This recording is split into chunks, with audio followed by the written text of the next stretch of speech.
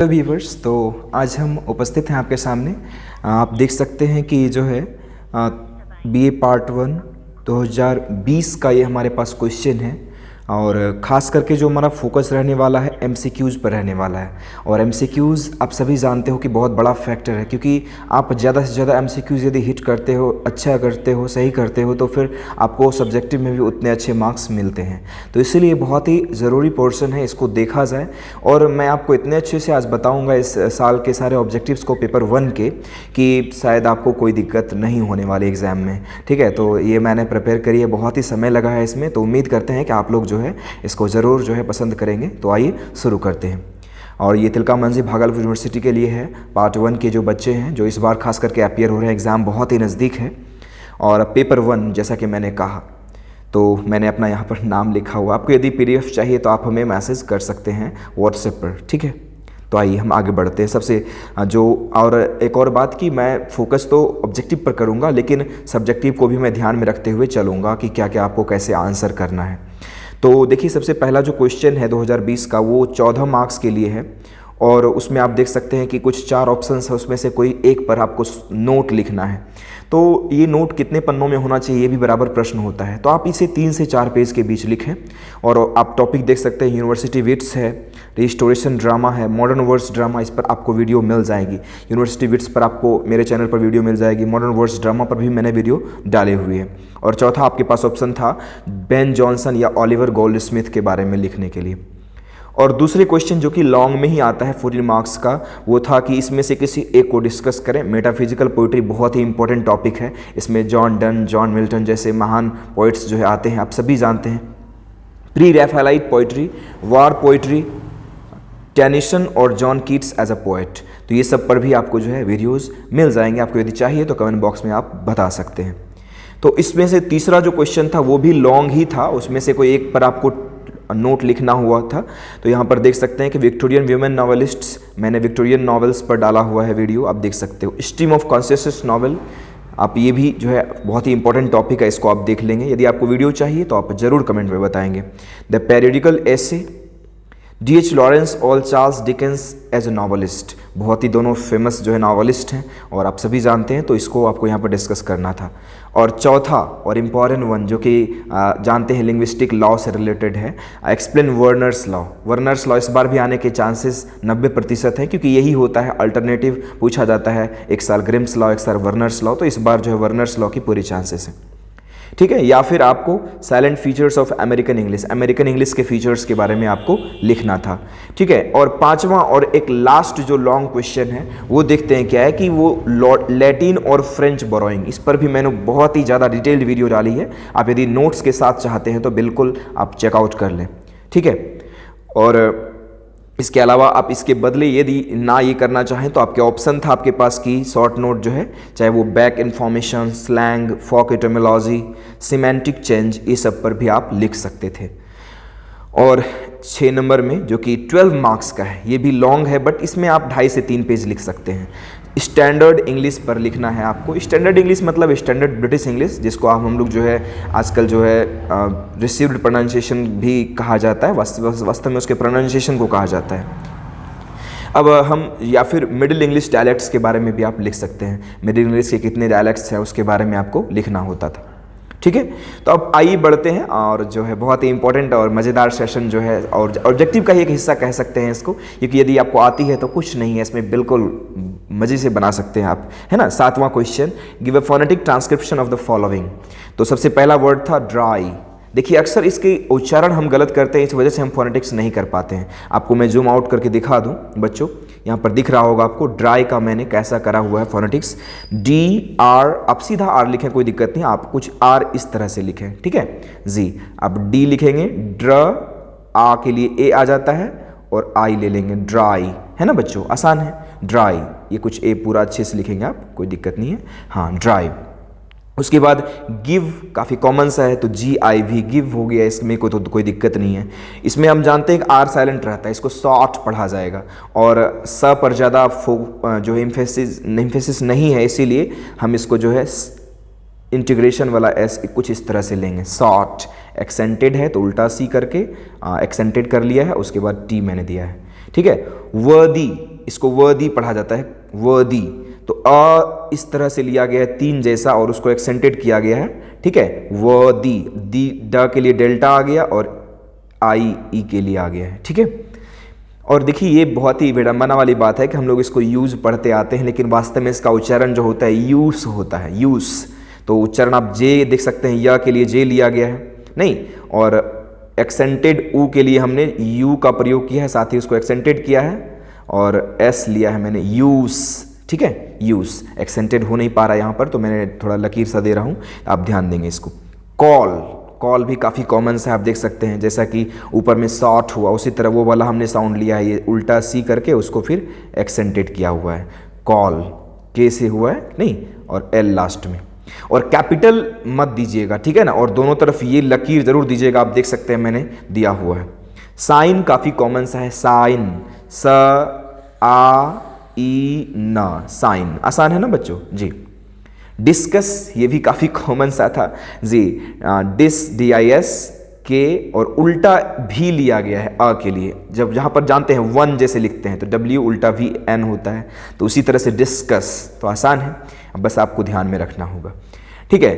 अब आते हैं फिर वापस हम ऑब्जेक्टिव्स पर, एमसीक्यूज पर जी। और इसमें पहले ही क्वेश्चन में मुझे कुछ फॉल्ट लगा क्योंकि इसका आंसर 2 सही है, ठीक है ना, तो बस आप ध्यान में रखेंगे इसको। तो पहला जो क्वेश्चन था बच्चों वो था कि choose the correct option for the following questions.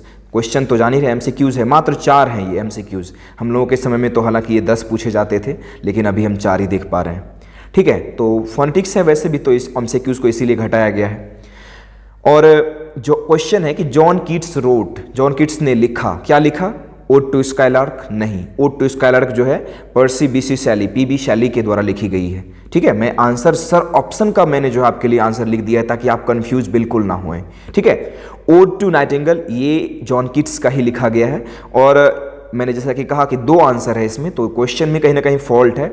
Odd to indolence जो है ये भी इन्हीं का पोएम है, तो यहाँ पर यदि आंसर होना था तो दोनों होता, 2 और 4 ऑप्शन दोनों ही होता। अब चूंकि एमसीक्यूज है तो 2 भी हो सकता है आंसर।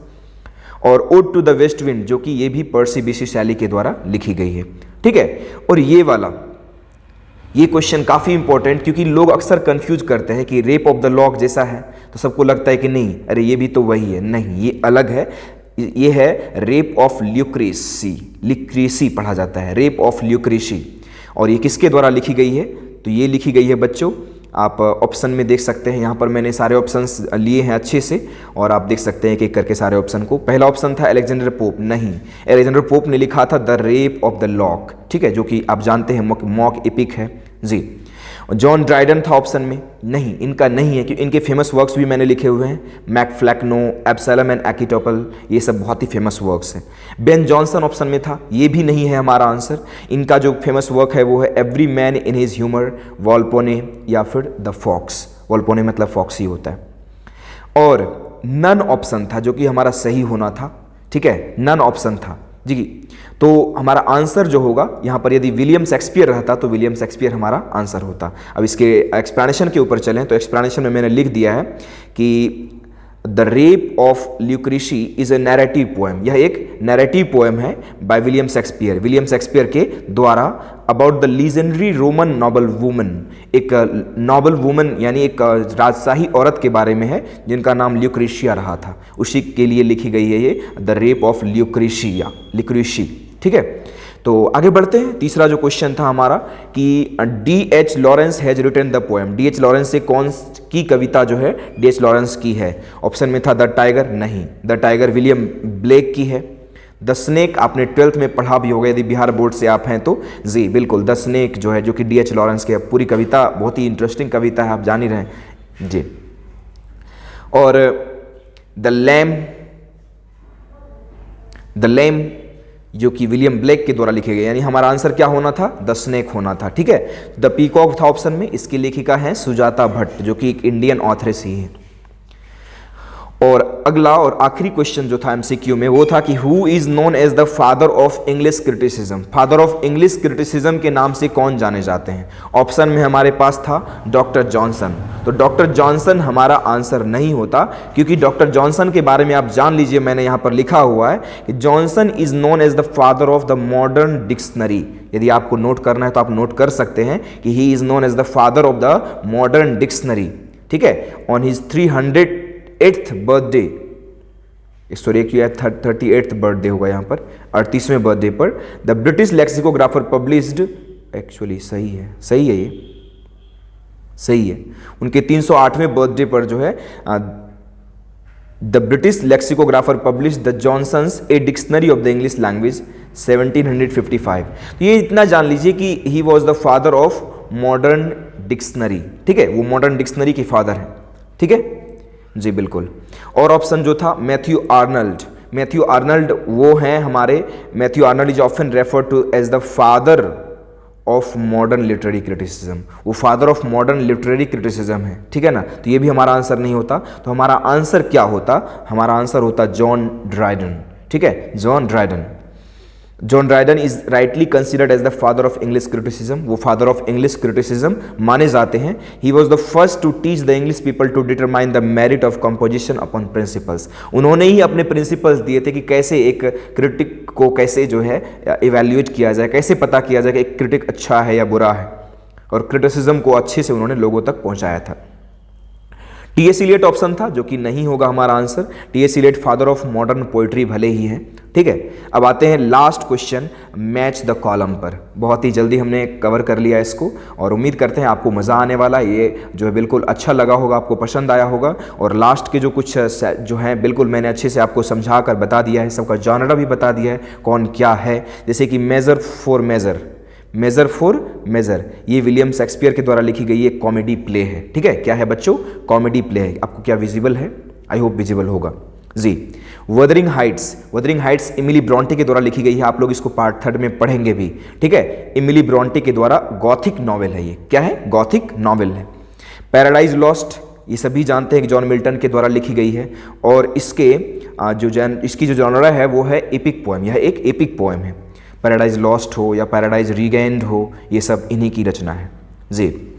और द प्रिल्यूड, बहुत ही फेमस वर्क, बराबर पूछा जाता है द प्रिल्यूड के लेखक कौन है बच्चों? तो द प्रिल्यूड के लेखक हैं विलियम वर्ड्सवर्थ। और ये बात जान लीजिए कि विलियम वर्ड्सवर्थ की जो यह कविता प्रिल्यूड है वो ब्लैंक वर्स में लिखी गई है। ठीक है, ब्लैंक वर्स, और ये एक ऑटोबायोग्राफिकल पोएम है। क्या है? ऑटोबायोग्राफिकल पोएम, जिसमें उन्होंने अपने बारे में बताया है। ठीक है, और एक और बात, यदि आप ब्लैंक वर्स के बारे में नहीं जान रहे तो आप लिटरेचर के स्टूडेंट हैं तो आपको जानना चाहिए कि ब्लैंक वर्स क्या होता है। कि blank verse is a unrhyming verse in iambic pentameter lines. Blank verse जो है आयम्बिक पेंटामीटर में लिखी जाती है, लेकिन इसकी कोई राइमिंग नहीं होती है, इसीलिए इसको ब्लैंक वर्स नाम दिया जाता है। ठीक है, this means that the rhythm is biased towards a pattern in which N unstressed syllable is followed by A stressed one. यानी इसमें जो नॉर्मल पैटर्न होता है वही होता है, स्ट्रेस्ड अनस्ट्रेस्ड का एक जो है अल्टरनेट पैटर्न होता है। और इसमें 10 सिलेबल्स भी होते हैं। 5 मीटर तो होता ही है चूंकि पेंटामीटर है, लेकिन इसकी कोई मीटर नहीं होती है। ठीक है, इसमें कोई मीटर होती है, मतलब रिदम नहीं होती, इसकी कोई राइमिंग नहीं होती है। सो दैट्स इट, और I hope you loved the session, the way I presented. बिल्कुल आपको अच्छा लगा होगा, और यदि अच्छा लगा तो प्लीज़ इसे फ्रेंड्स तक शेयर करें। और इस बार के एग्ज़ाम के लिए बहुत ही इंपॉर्टेंट जो है, आप यदि लिटरेचर के स्टूडेंट हैं, खास करके BA part 1 English honours Tilka Manjhi Bhagalpur university, तो आई होप आपको ये सेशन अच्छा लगा होगा। हालांकि एग्ज़ाम बहुत देरी से हो रही है, लेकिन उम्मीद करते हैं कि आप लोग जो है उसके लिए अच्छे से प्रिपेयर्ड हैं, चूँकि पर्याप्त समय मिला होगा।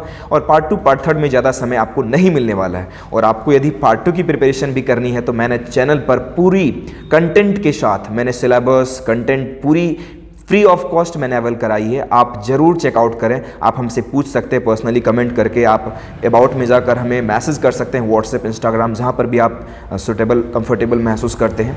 ठीक है, तो बच्चों thank you for watching the entire video, and I hope you loved the session, and please like and don't forget to subscribe, because I keep presenting these kinds of educating videos, and thank you once again. Thank you so much बच्चों, मिलते हैं फिर अगले किसी content में। और यदि आपकी डिमांड हो तो मैं पेपर 2 की भी इसी तरह की कंटेंट आपके सामने प्रेजेंट कर सकता हूं। यदि आपकी डिमांड होगी तो आप पेपर 2 के बारे में ज़रूर हमसे कहें, मैं इसी तरह से आपको समझा कर एक एक चीज़ कैसे क्या करना है, खास करके MCQs पर मैं ज़्यादा फोकस करते हुए इसी तरह की कंटेंट ला सकता हूँ। बस थोड़ा समय दीजिएगा और आपकी रिक्वेस्ट होनी चाहिए। बिल्कुल। Thank you for watching the video. Take care, bye bye.